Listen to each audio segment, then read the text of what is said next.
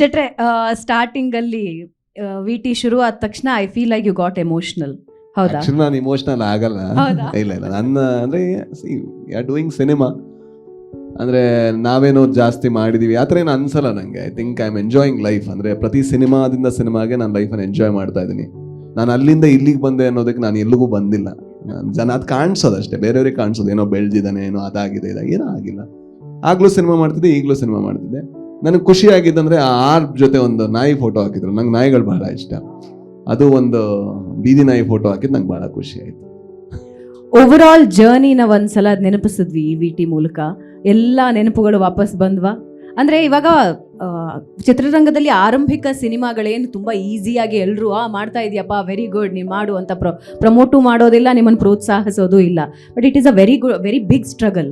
ಆ ಸ್ಟ್ರಗಲ್ನ ದಿನಗಳು ನೆನಪಾದ್ವಾ?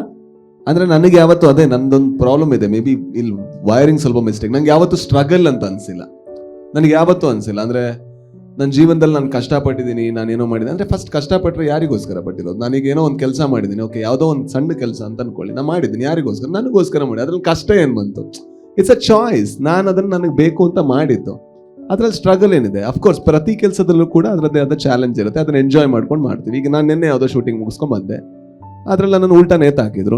ಅದು ಚಾಲೆಂಜ್ ಅಲ್ಲ, ಸ್ಟ್ರಗಲ್ ಅಲ್ಲ, ದಟ್ಸ್ ಆ ಪ್ರಾಸೆಸ್. ಅದಾಗತ್ತೆ. ಹಾಗಾಗಿ ನನಗೆ ಅದೇ ಹೇಳೋದು, ನನಗೆ ಯಾವತ್ತೂ ಕೂಡ ಕೂತ್ಕೊಂಡು ಇದಾಗಬೇಕಾದ್ರೆ ಅಯ್ಯೋ ನಾನು ಅಲ್ಲಿಂದ ಇಲ್ಲಿಗೆ ಬಂದೆ, ನಾನಾಗ ಆ ಕೆಲಸ ಮಾಡ್ತಿದ್ದೆ, ಆಗ್ಲೂ ಅದೇ ಮನುಷ್ಯ, ಈಗಲೂ ಇದೇ ಮನುಷ್ಯ ಅಂತ ನನಗನ್ಸೋದು. ಹಾಗಾಗಿ ನನಗೆ ಆ ಜರ್ನಿಯ ಒಂದು ಇದು ಗೊತ್ತಾಗಲ್ಲ. ಅಂದ್ರೆ ಎಲ್ಲಿಂದನೂ ಎಲ್ಲಿಗೆ ಬಂದಿದ್ದೀನಿ. ಬಟ್ ವಿ ಟಿ ಎಲ್ಲ ಚೆನ್ನಾಗಿ ಕಟ್ ಮಾಡಿದ್ದಾರೆ. ಯಾರು ಎಡಿಟರ್ ಇರ್ಬೋದು ಅಂತ ನಾನು ಅನ್ಕೋತಾ ಇದ್ದೆ. ಚೆನ್ನಾಗಿ ಮಾಡಿದ್ದಾರೆ. ಓಕೆ, ಸೊ ಎಡಿಟರ್ನ ಆಮೇಲೆ ಪರಿಚಯ ಮಾಡ್ತೀವಿ. ಆದರೆ ಇತ್ತೀಚೆಗೆ ನಾನು ಗರುಡ ಗಮನ ವೃಷಭ ವಾಹನಲ್ಲೂ ನಿಮ್ಮ ನೀವು ಓಡೋದನ್ನ ನೋಡಿದ್ದೀರಿ. ಆದರೆ ಇತ್ತೀಚೆಗೆ ನಿಮ್ಮ ರನ್ನಿಂಗ್ ಭಾಳ ಫೇಮಸ್ ಆಗಿದೆ. ಸೂ ಫ್ರಮ್ ಸೋ ಬಂದಾಗ ಸೋಷಿಯಲ್ ಮೀಡಿಯಾದಲ್ಲಿ ಇದು ಎಷ್ಟು ವೈರಲ್ ಆಗಿತ್ತು ಅಂದರೆ ಎಲ್ಲಿ ನೋಡಿದ್ರು ಇದೇ ರೀಲ್ಸ್ಗಳನ್ನು ವಿಡಿಯೋಸ್ಗಳನ್ನು ನಾವು ನೋಡ್ತಾ ಇದ್ವಿ. ಸೂ ಫ್ರಮ್ ಸೋ ಎಂಟರ್ ಆಗೋದಕ್ಕೆ ಮುಂಚೆ ಡೆಫಿನೆಟ್ಲಿ ರಾಜ್ ಬಿ ಶೆಟ್ಟಿ ಅವರ ಕೈ ಚಳಕ ಅದರಲ್ಲಿದೆ ಅಂದಮೇಲೆ ಒಂದು ಎಕ್ಸ್ಪೆಕ್ಟೇಷನ್ ಇತ್ತು. ಬಟ್ ಅದು ಜನರನ್ನು ಮುಟ್ಟಿದ ರೀತಿ ಇದೆಯಲ್ಲ, ಅದು ಒಂಥರ ಸಾಗರದ ಥರ.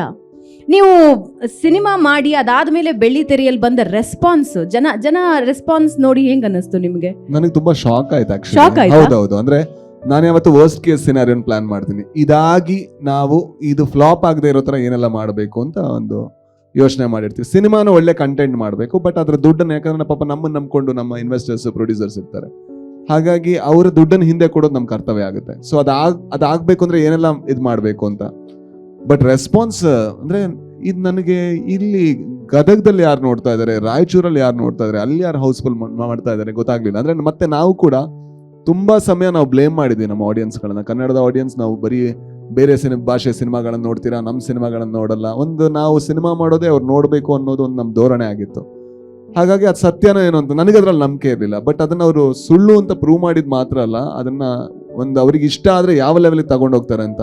ಈ ಸಿನಿಮಾ 100 crore ರೀಚ್ ಆಗುತ್ತೆ ಅಂತ ನಂಗೆ ಯಾರಾದ್ರೂ ಮೊದಲು ಬಂದು ಹೇಳಿದ್ರೆ ನಾನು ಅವ್ರಿಗೆ ಮನೆಗೆ ಹೋಗು ಅಂತ ಹೇಳಿದೆ. ನನ್ನ ಪ್ರಕಾರ ಈ ಸಿನಿಮಾ ಒಂದು ಮ್ಯಾಕ್ಸಿಮಮ್ ಅಂದ್ರೆ ಒಂದು 10-15 ಕೋಟಿ ಮಾಡ್ತಿತ್ತೋ ಏನೋ, ನನ್ನ ಪ್ರಕಾರ, ನನ್ನ ಲೆಕ್ಕಾಚಾರದ ಪ್ರಕಾರ. ಮ್ಯಾಕ್ಸಿಮಮ್. ಮಿನಿಮಮ್ ಅಂದ್ರೆ ರಿಕವರ್ ಆಗ್ಬೇಕು, ಇಷ್ಟೇ ಐಡಿಯಾ ಇದ್ದಿದ್ದು. ಅದು ಹೋಗಿದ್ದು ಆ ಲೆವೆಲ್ಗೆ ಹೋಯ್ತು ಅಷ್ಟೇ, ಜನಗಳ ಇದು ಅಷ್ಟೇ. ಅದರಲ್ಲಿ ದೊಡ್ಡ ಪ್ಯಾಕೇಜ್ ಅಂದ್ರೆ ಅದು ಕರುಣಾಕರ್ ಗುರೂಜಿದೆ. ಅಂದ್ರೆ ಯಾರು ನಿರೀಕ್ಷೆ ಮಾಡಿರ್ಲಿಲ್ಲ ನಿಮ್ಮ ಪಾತ್ರ ಹಿಂಗ್ ಬರುತ್ತೆ, ರಾಜ್ ಬಿ ಶೆಟ್ಟಿ ಅವ್ರದ್ದು ಹಿಂಗಿದ್ದೊಂದು ಪಾತ್ರ ಇದೆ ಅಂತ. ಆಮೇಲೆ ಆ ಪಾತ್ರ ತೆಗೆದುಕೊಂಡ ರೆಸ್ಪಾನ್ಸ್ ಇದೆಯಲ್ಲ, ಜನರ ಪ್ರೀತಿ ಇದೆಯಲ್ಲ, ದಟ್ ಈಸ್ ಕಮೆಂಡಬಲ್. ಅಂದ್ರೆ ಇವಾಗ್ಲೂ ನೀವು ನೋಡ್ತಾ ಇದ್ರಿ, ಪ್ಲೇ ಆಗ್ತಿದ್ದಂಗೆ ನಮ್ಮ ಆಫೀಸ್ನಲ್ಲಿ ಎಲ್ಲರೂ ನಗೋದಕ್ಕೆ ಶುರು ಮಾಡಿದ್ರು. ಈ ವರ್ಷದ ಬ್ಲಾಕ್ ಬಸ್ಟರ್ ಮೂವಿ, ಅದರ ಒಂದೊಂದು ಸೀನ್ಗಳು ಕೂಡ ಜನರ ಮನಸ್ಸಿನಲ್ಲಿ ಅಚ್ಚುಳಿದು ಹೋಗಿವೆ. ನಾವು ಸಿನಿಮಾಗೆ ಹೋದಾಗ ಒಂದೊಂದು ಸೀನ್ಗೂ ಕೂಡ ಜನ ನಕ್ಕಿದ್ದು ಮತ್ತು ಹೊರಗೆ ಬಂದು ಕೂಡ ಅದನ್ನ ಶೇರ್ ಮಾಡ್ಕೊಳ್ತಾ ಇದ್ರು. ಸ್ಪೆಷಲಿ ಕರುಣಾಕರ್ ಗುರೂಜಿ ಪಾತ್ರ ಪ್ರಿಪರೇಷನ್ ಹೆಂಗಾಯ್ತು ಶೆಟ್ರೆ? ಏನಿತ್ತು ಮೈಂಡಲ್ಲಿ? ಒಂದು, ಈ ಸಿನಿಮಾದಲ್ಲಿ ಪಾತ್ರ ಮಾಡೋದಕ್ಕೆ ತುಂಬಾ ಇಂಪಾರ್ಟೆಂಟ್ ಇದು. ಈ ಸಿನಿಮಾ ವರ್ಸ್ಟ್ ಕೇಸ್ ಸಿನಾರಿಯೋ. ಮತ್ತೆ ಅಂದ್ರೆ ಈ ಸಿನಿಮಾ ಮಾಡ್ಬೇಕಾದ್ರೆ ಒಂದು ವೇಳೆ ಆ ರೋಲ್ ಅಂದ್ರೆ ಕೆಲವು ಸಲ ಹೇಳ್ತಾರೆ ಹೊಸಬರ ಸಿನಿಮಾ ಯಾರು ನೋಡಲ್ಲ ಅಂತ. ನನಗದು ಸುಳ್ಳು ಅಂತ ಗೊತ್ತಿತ್ತು. ಆದ್ರೂ ಎಲ್ಲೋ ಒಂದ್ ಕಡೆ ನಾವು ನಮ್ಮ ಪ್ರೊಡ್ಯೂಸರ್ ದುಡ್ಡನ್ನು ರಿಸ್ಕ್ ಆಗಿ ತಗೋತಾ ಇದೀವಿ. ಹಾಗಾಗಿ ಒಂದು ಪಾತ್ರವನ್ನ ನಾನ್ ಮಾಡ್ತೀನಿ, ಬಟ್ ಆದ್ರೆ ಅದನ್ನ ಎಲ್ಲೂ ಕೂಡ ಅನೌನ್ಸ್ ಮಾಡಲ್ಲ ಅಂತ ಅನ್ಕೊಂಡಿದ್ವಿ. ಯಾಕೆ ಅನೌನ್ಸ್ ಮಾಡಲ್ಲ ಅಂದ್ರೆ ನಂಗೆ ಇದು ಹೊಸಬರ ಸಿನಿಮಾಗೆ ಪ್ರೆಸೆಂಟೇಷನ್ ಆಗ್ಬೇಕು, ಹೊಸಬರ ಸಿನಿಮಾಗೆ ಓಪನಿಂಗ್ ತಗೋಬೇಕು, ಅದಕ್ಕೆ ಎಷ್ಟು ಶಕ್ತಿ ಇದೆ ಅಂತ ನನಗೆ ನೋಡ್ಬೇಕು ಅಂತ ಬಹಳ ಆಸೆ ಇರ್ತಿತ್ತು. ಹಾಗಾಗಿ ಆ ರೋಲ್ ಪ್ಲೇ ಮಾಡ್ತೇವೆ ವರ್ಸ್ಟ್ ಕೇಸ್ ಸಿನಾರಿಯೋ ಆಗಿ. ಒಂದು ವೇಳೆ ಜನ ಬಂದ್ರೆ ಯಾರಾದ್ರೂ ಒಬ್ಬ ಪರಿಚಯ ಇದ್ದಾನೆ ಅಂತ ಅನ್ಸ್ಬೇಕಲ್ವಾ ಅಂತ. ಅದ್ರ ಜೊತೆಗೆ ಅದನ್ನ ಎಲ್ಲೂ ಕೂಡ ಅನೌನ್ಸ್ ಮಾಡಿಲ್ಲ. ಹಾಗಾಗಿ ಅದು ಒಂದು ದಿವಸ ಆದ್ಮೇಲೆ ಜನಗಳಿಗೆ ರೀಚ್ ಆಯಿತು. ಬಟ್ ಪ್ರಿಪರೇಷನ್ ಏನು ಅಂತ ಹೇಳಿದ್ರೆ, ನನ್ನೊಬ್ಬ ಫ್ರೆಂಡ್ ಇದ್ದಾನೆ ಅರ್ಪಿತ್ ಅಂತ, ಅವ್ನು ಸ್ವಲ್ಪ ಬಾಡಿ ಲ್ಯಾಂಗ್ವೇಜ್ ಜಾಸ್ತಿ, ಅವನಿಲ್ಲ ಎಕ್ಸ್ಪ್ಲೇನ್ ಮಾಡ್ಬೇಕಾದ್ರೆ ಸ್ವಲ್ಪ ಎಲ್ಲ ಜಾಸ್ತಿ ಬಾಡಿ ಲ್ಯಾಂಗ್ವೇಜ್ ಮಾಡ್ತಾನೆ. ಸೊ ಈ ಬಾಡಿ ಲ್ಯಾಂಗ್ವೇಜು ಇನ್ನೊಂದು ಕೆಲವು ಬಾಡಿ ಲ್ಯಾಂಗ್ವೇಜ್ಗಳನ್ನ ಮಿಕ್ಸ್ ಮಾಡಿಕೊಂಡು ಆ ಟೋನ್ಗಳನ್ನ ಯಾವ ರೀತಿ ಹಿಡಿಬೇಕು, ಜೊತೆಗೆ ಏನಂದ್ರೆ ಆ ಪಾತ್ರ ಯಾವ ತರ ಇರುತ್ತೆ ಅಂದ್ರೆ, ಅವನೊಬ್ಬ ನಕಲಿ, ಅಂದ್ರೆ ಅವನಿಗೆ ಜ್ಞಾನ ಇರಲ್ಲ, ಅವನ ಫೀಲ್ಡಲ್ಲಿ ಯಾವುದೇ ಇದಿರಲ್ಲ. ಬಟ್ ಅದು ಹೋಗ್ತಾ ಹೋಗ್ತಾ ಗೊತ್ತಾಗುತ್ತೆ ಆಕ್ಚುಲಿ ಯಾವಾಗ ಫೇಕ್ ಇರುತ್ತೋ ಅದು ಜಾಸ್ತಿ ನಾನು ಒರಿಜಿನಲ್ ಅಂತ ಪ್ರೂವ್ ಮಾಡಕ್ ಟ್ರೈ ಮಾಡಬೇಕು, ಅದು ಓವರ್ ಡೂಯಿಂಗ್ ಆಗುತ್ತೆ. ಹಾಗಾಗಿ ಅವ್ನು ನಕಲಿ ಆದ ಕಾರಣದಿಂದಾಗಿ ಫಸ್ಟಿಗೆ ಬರ್ಬೇಕಾದ್ರೆ ಜಾಸ್ತಿ ಟ್ರೈ ಮಾಡ್ತಾ ಇರ್ತಾನೆ, ಸೆಕೆಂಡ್ ಹಾಫ್ ಅಲ್ಲಿ ಆಕ್ಚುಲಿ ಅವ್ನು ನಾರ್ಮಲ್ ಆಗ್ತಾ ಬರ್ತಾನೆ. ಆ ತರದ ಒಂದು ಐಡಿಯಾನ ಅನ್ಕೊಂಡ್ವಿ. ಸೊ ಡೈರೆಕ್ಟರು ಕೂಡ ಅದೇ ಬೇಕಿತ್ತು. ಸೊ ಫಾರ್ಚುನೇಟ್ಲಿ ಅದು ವರ್ಕ್ ಆಯ್ತು.